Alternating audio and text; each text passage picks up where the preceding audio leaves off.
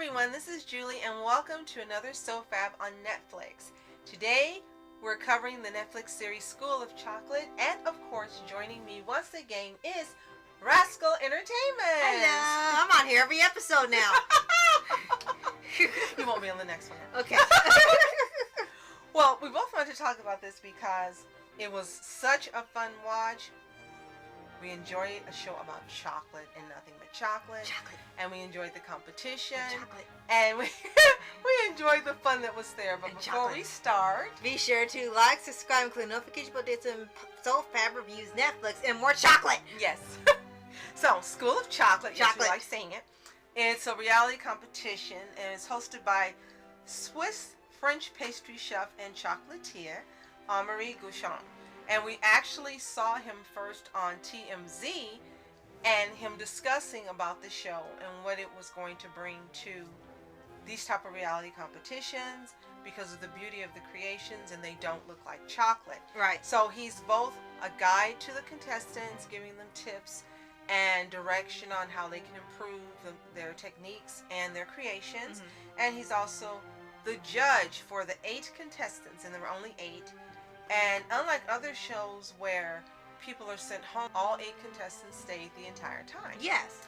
And they were competing for the title of Best in Class and a $50,000, that's right, $50,000 prize for creating elaborate chocolate sculptures.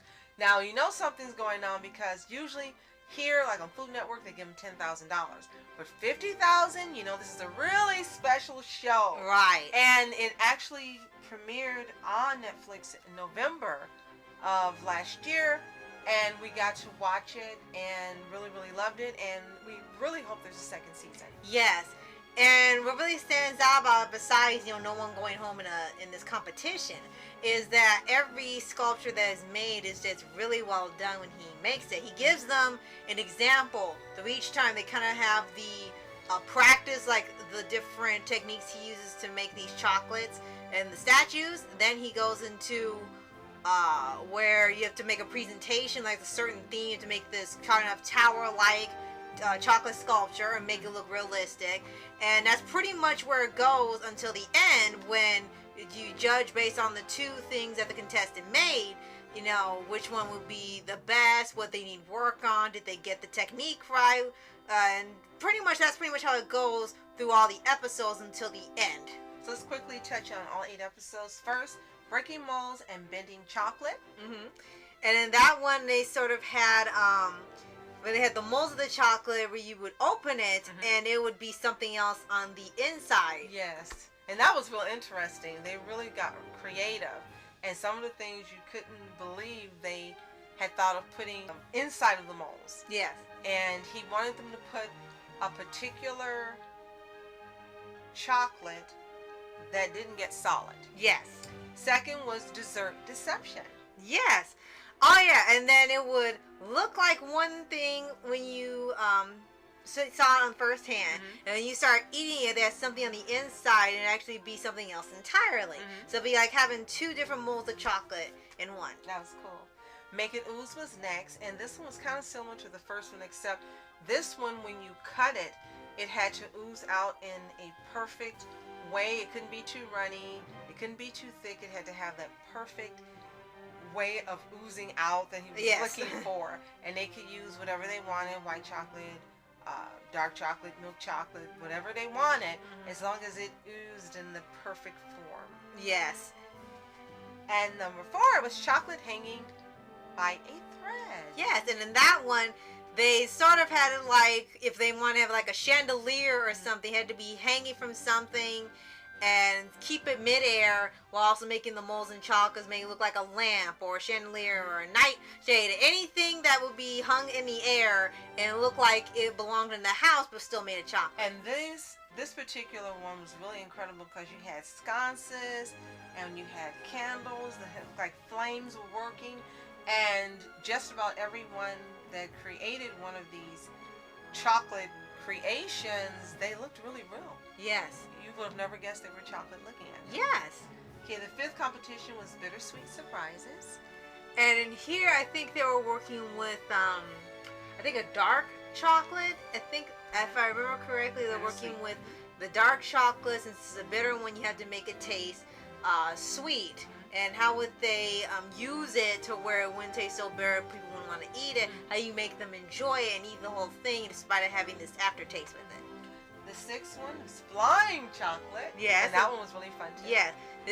They were making things that looked like it could fly in the air, like little planes or windmills or something. It can be almost interactive where you could move it or touch it and it would have movement within it.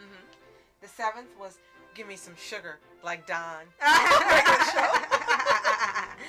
And that one you had to make it, I think, like extra sweet and make it really, really sweet. But you don't want to overload it so it won't make it so sweet that they can't stand the taste of it and stop eating it. They had to have the perfect consistency of sugar, especially with the little glass domes. Yes. Where they'll blow air through it and a concentrated amount of air. It will make like a glass dome out of sugar. And they have to keep from breaking it when they place it over so it'll be like you're seeing a little snow globe. Yes. And that one was really difficult for them because they kept constantly breaking because it was really fragile. And the last one was called the best in class. And in this one, it came down to 2 people competing. And then they were able to choose some of the other contestants that were in it to assist them.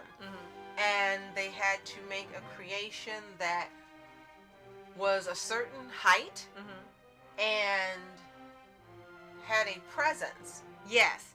And sometimes, like a lot of the different times they had the series, they had different theme. Like you say, had furniture, childhood things, animals, environmental, flying objects. And for this one, it was more, as you said, the presentation of something unusual. And it went from something basic to something beautiful. And that was pretty much the theme for the final one. And we won't spoil anything by telling you who won or giving you too much detail. You can see by some of the pictures, some of the incredible creations. You can see the contestants, as well as the host and the judge. And he was the only judge. I thought that was pretty interesting. Yeah. It wasn't, 3 or 4 like you have on some shows where you have a panel. It was just him. His decision was final. Yes. Except for in one episode where they asked, who do you think should have won?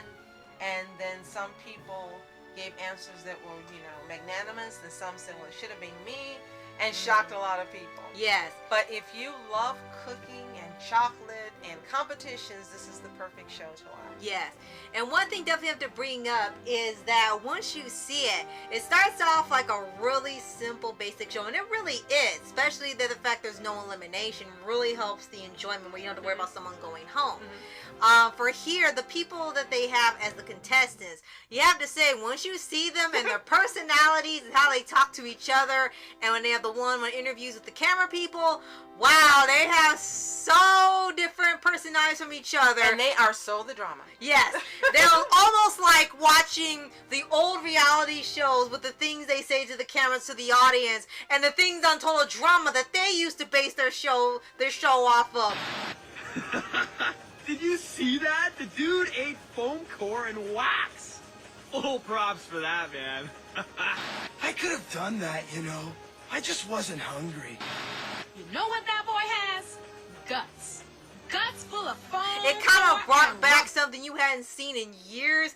And for us who had watched those types of shows and watched Total Drama, that actually added some fun to it because it was just sometimes they were pretty sharp-tongued to each other. So you definitely have to see that. And it was a surprise because everyone wants to be politically correct, not step on Yeah.